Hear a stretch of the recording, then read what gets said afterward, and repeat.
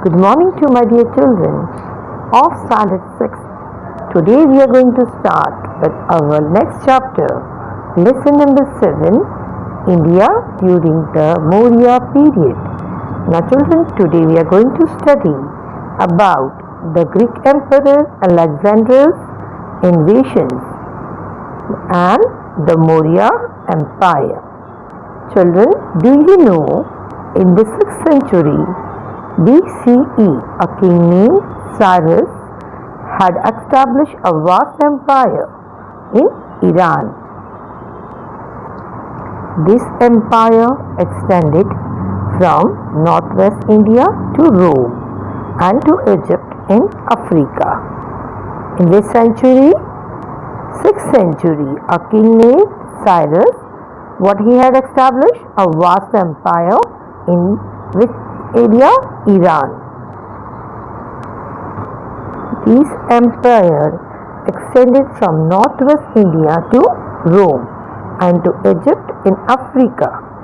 Around 518 BCE, an Iranian emperor named Darius had conquered the region to the northwest of India up to Punjab.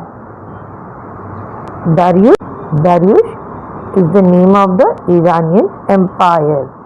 He had extended the empire from northwest India to Rome and to Egypt in Africa, around which BCE? 518 BCE. Darius had recruited some soldiers from this area into his army. Recruited means he appointed, he selected. We learn about this from the writing of Greek historian. Political relation between India and Iran were established during the reign of Emperor Darius.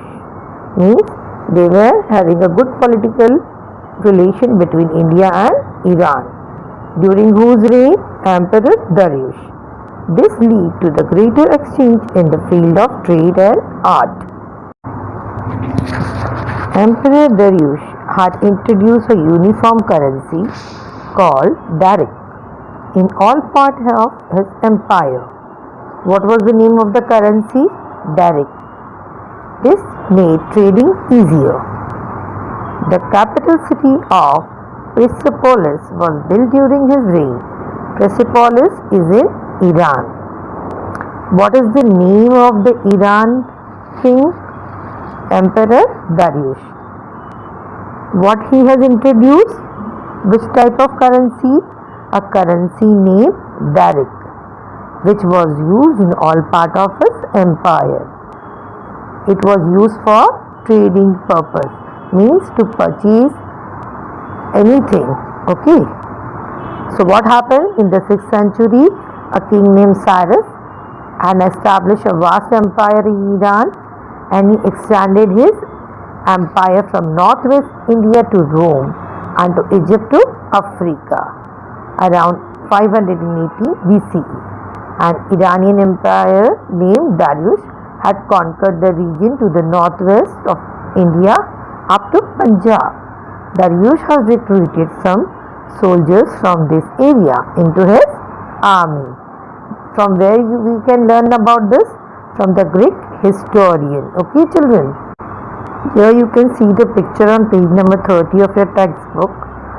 The currency named daric. Okay children.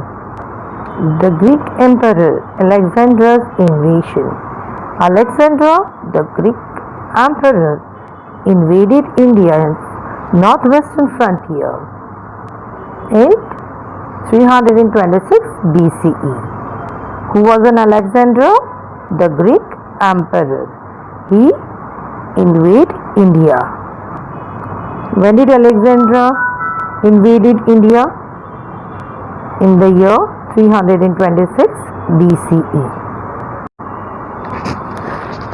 Crossing the Indus-Sindhu river, he reached Takshashila. On the way, he met with forceful opposition from the local Indian king. Means while he was invading India and crossing which river? Takshila. When he reached Takshila, the river Indus, which is in Sindh, he met with a forceful opposition from the local Indian king. Means the Indian king was not allowing the Alexander to enter the Indian territory. So he defeated them all and successfully reached the Punjab. However, in this invasion, his army had to suffer severe hardship. Severe hardship means a condition that is difficult to endure, means suffering. So they want to go back to their home. They rebelled against Alexander and he was forced to turn back. So he therefore appointed a Greek officers to administer the conquered territories. They were called satraps. Who were called satraps? The Greek officers who administered the conquered territories, means whatever territories they have captured while fighting with the Indian kings. Okay, children. Now, who are called satraps? The Greek officer who administered the conquered territory. So then, Alexander he returned his journey but died on the way back to home in 323 BCE at Babylon. Today, Babylon is in Iraq. Where is Babylon? In which place? In Iraq. In which year he died? In the year 323 BCE. Alexander's campaign led to an increase in trade between India and the Western world. Okay, children. Alexander introduced India to the Western world through their writing. Greek sculptures influenced Indian art, giving rise to the Gandhara school of art. The Greek king minted characteristic coins. On one side, the coin had a picture of the king who had minted the coin, and on the other side, a picture of a Greek god. Means on the side of the coin, where the one which king minted, means who built the coin, picture of that king, and on other side the picture of the art. This was the school of art at Gandhara, a picture of Greek god. The name of the king was also written on the coin. Alexander's coin were of the same type. Later, Indian king also started minting similar coins. Yes, children, you can see the picture of Alexander's silver coin, both sides. One side the picture of the Greek king and another side the worship which got that picture. Later on, which king started minting the coin? Indian king also started. Hope you understand this part. Okay, children. Till then, thank you.